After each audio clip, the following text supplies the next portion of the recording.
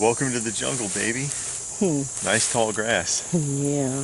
Yeah, just make sure you know what you're doing about ticks and fleas when you're in here. I know. Anyway, just wanted to touch base on a phrase that comes up often in the prepping community, and that phrase is boating accident. They love saying it, and I know a lot of people, when they say that, they're joking.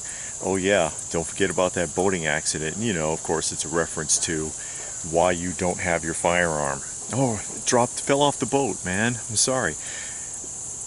And again, a lot of people are joking when they say that, but some people are serious. And I'm going to warn you, the boating accident ploy and the it was stolen ploy, they're not really going to work, at least not the way that you think they are. You ever known anybody who had a weapon legitimately lost or stolen in a burglary? Someone broke into their home and stole their TV and jewelry and their pistol from their bedside. The ATF will never leave you alone. They will haunt you for the rest of your life once that happens, because they always automatically assume, doesn't matter, you got a police report, yeah, this house was legitimately broken into, and most people are going to get a police report for their insurance. Hopefully you have insurance on your home or your apartment or whatever, but you're going to get a police report, you're going to get the insurance, and then the ATF is going to show up. And they're going to keep coming back, and they're going to keep sending you letters. No matter where you live, you move to another state, you're going to get mail from the ATF, because they're going to keep getting on you. As far as they're concerned, you didn't lose anything. You're either hiding it or you sold it illegally. So be very careful saying that, and don't think that that's going to be a defense for if they ever do come for your weapons and you're like, they're lost. They're not going to believe that. They're not going to believe that they were lost. They're not going to believe that they were stolen. Even if you can prove that they were lost or stolen, the ATF never believes it.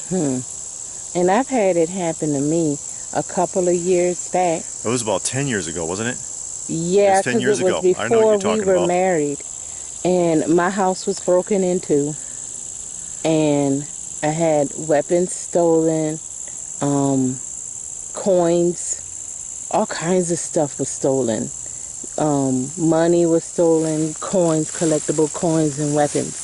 Filled out the police report, you know, gave it to the insurance, got everything fixed, the broken window and door and all of that. It was about a year later, ATF shows up at my door. I wasn't home.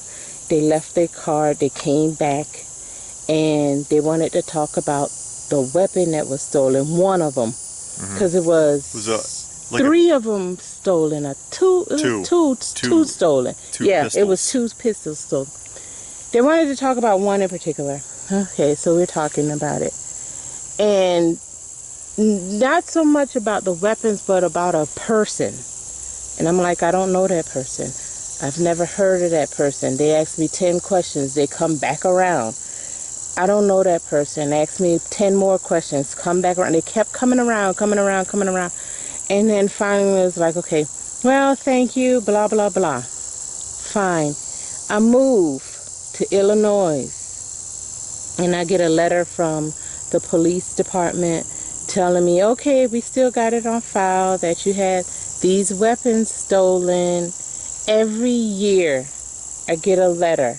I never told, you know, I didn't say, of course I forwarded my mail. Sure. But they had my name, my address. Current address. Yeah, everything. I left Illinois, came back to this current address. I get a letter. Hey, we still know that. Not the same address, but the same state. Yeah. Yeah.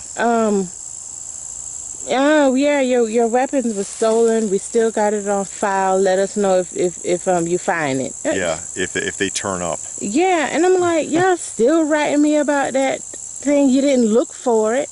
You didn't look for the person that stole it. You didn't take fingerprints. I told you, weapons were stolen. No fingerprints. They just came in, walked around the house, walked around the yard. A detective will contact you, and it never happened. No. Like I said, it was about a year. Yeah. It was like a year later.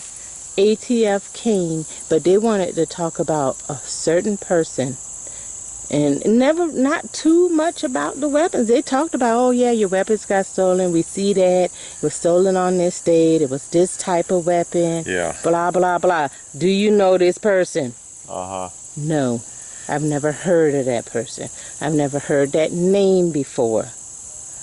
And, it was just like, dude, I don't have that weapon.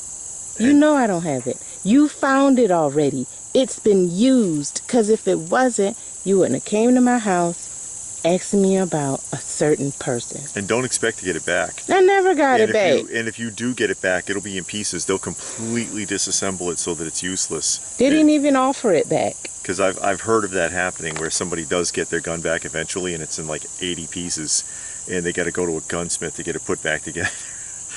But that's not the first time I've heard of that happening where somebody legitimately loses a weapon, or it gets stolen from their car. I knew somebody had one stolen out of their car, or some couple of people that had a home invasion and a shotgun was taken. It's like they never let it go. The ATF never lets it go, and they always suspect you no matter what you can prove. Mm-hmm. So be real careful with that phrasing, with that whole, oh yeah, lost in a boating accident, wink wink, nudge nudge. Know what I mean?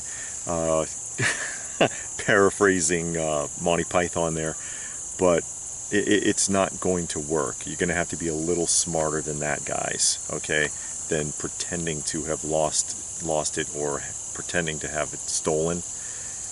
They're wise to that trick long since, and again, even in legitimate cases, they don't buy it. They don't want to believe it. No. They don't want to believe it. They want to assume that you've done something wrong, and they will find ways to try to saddle you with that, use it against you in some capacity. So just be mindful.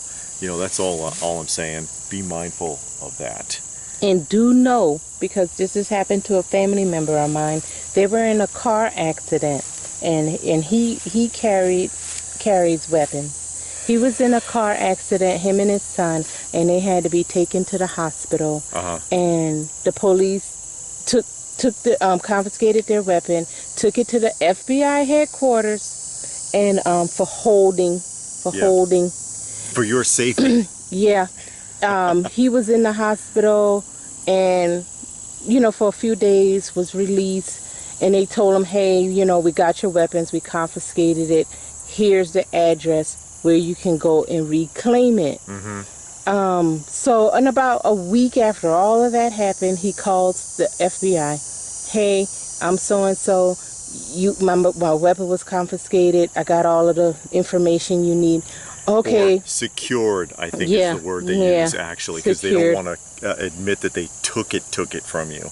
So they was like, okay, we can't release it until 30 days. We have to do a background check on it. On the weapon. They know who you are. Well, they told him straight up, we're going to do a check on it. We're going to run the serial number. We're going to test fire it. We're going to check it in our database, make sure that it wasn't used in a crime. Talk to us in 30 days. And 30 days later, he had to go down to FBI headquarters where it was, sign for it, show all kind of documents, verification and all kinds of stuff before they release it. So don't think, I'm going to hide it in my car. You get in an accident. You bought it off of somebody, because that happens too.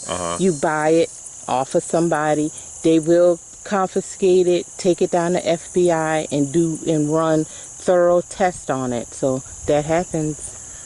Yeah, and that's really trying to intimidate you out of going back. A lot of people will be so discouraged they won't even want to bother. Yeah. And that does happen. And is somebody out there thinking innocent until proven guilty? There's no such thing. That's just something they tell you to make you feel good about yourself. It's implied in the Constitution, but when is that ever followed? Yeah. When is anything in the Constitution ever really legitimately followed without a lot of hullabaloo and a big fight and a lot of expense? It's trampled all over every day by almost every law in the books. So yeah, you are absolutely guilty until proven innocent in every circumstance, or else they wouldn't hold it and check it just to make sure it wasn't used in a crime. Am I Yeah. a criminal? Well, if you've got nothing to hide, is Mm-hmm. always the response. It's a load of crap. Yeah. But yeah, it's just another food for thought moment, guys. Just trying to, again, we're not trying to discourage people. We just want you to think. You got to be smarter than that. Any points about that, feel free to post it in the comment section down below. Please do give the video a thumbs up if you get where we're coming from. Share it if you can. Subscribe if you're new, all that good stuff. Check out some of the other videos if you haven't. Probably the only way it'll get seen, because ScrewTube hates this channel, obviously. If you wanted to help the channel out, there are links for that down below. And what more can I say but stay frosty, folks, and thanks for watching.